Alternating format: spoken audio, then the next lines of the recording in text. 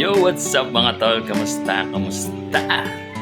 So, yan mga tol, nais mapagpalang araw sa inyong lahat. And sana ay okay lang kayo kung saan man kayo naroon.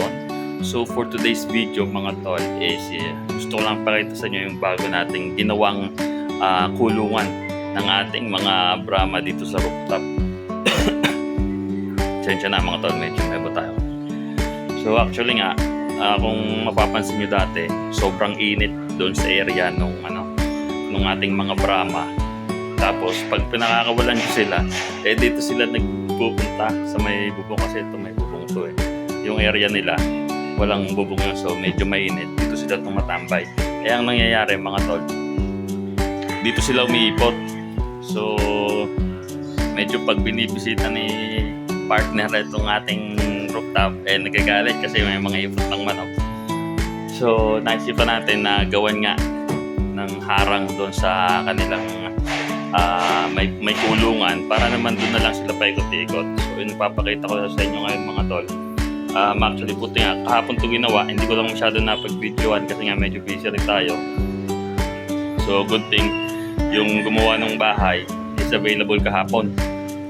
So nakapunta sila dito kahapon, and ito ngayon ginawa nila. So tingnan nyo mga tol, like kung nabibideo ito, sobrang mainit dito sa area na to. Yan, mainit. So ito yung ginawa natin, ginagawa natin kahapon. So yung pinaharangan natin ng steel matting. Bumili tayo ng steel matting, manipis lang to, magka 380 at 380 isang steel matting, 4x8. So kaso pinulang kasi ito 11 feet by 10 feet yung nito, yung luwang ng area. So tatlo yung binili ko, at yan nga yung nagawa. Hindi pa natin napipinturahan mga tol, puro kalawang pa yan. So pipinturahan natin yan soon. Tapos mga tol, hindi lang yan, bumili rin tayo nung ito yung net. Kasi nga yan, kagaya ngayon alas 12 na naman, alas 12 na nga. Ayan, sobrang init dito sa area na to.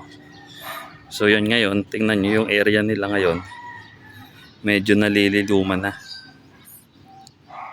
Tapos yan, yung mga halaman na mga paso, hindi ko pa napapalitan ng tanim.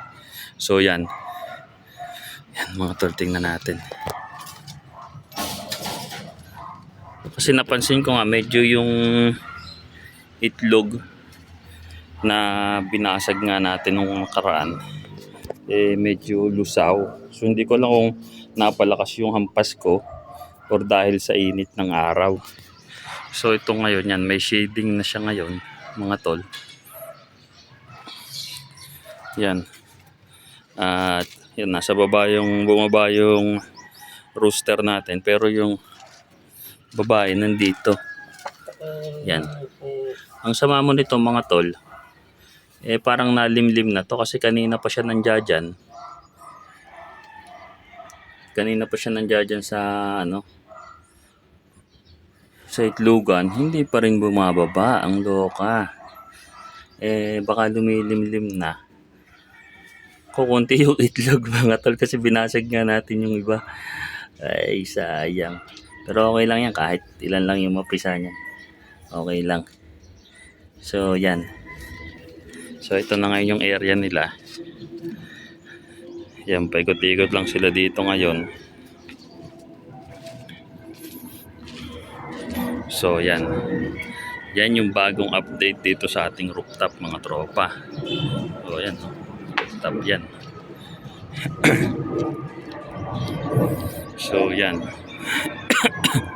May gagala na sila ngayon dito. Makakagala na. So ito, yan, tinutukan nila yung mga halaman dyan. Papalitan natin yan. May mga kangkong na tanim dito yung kangkong yung gusto nila.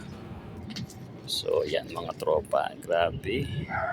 Yan, hindi na sila ngayon mainitan masyado, hindi kagaya dati. Pero sana hindi po na siya maglimlim kasi nga kukunti pa yung itlog niyan mga tol. Yung apat dun, yung mga unang itlog niya, hindi ko pa natanggal. So yan, dito na lang muna yung update natin mga tol. Sana mapinturahan natin to para medyo gumanda-ganda. Bala ko kasi pupunin ko ng halaman to para hindi masyadong kita yung manukan natin dito sa rooftop. So yun lang muna mga tol ang update natin dito sa ating manukan sa ating rooftop. So ganito ang anak ng inay, ingat mga tol.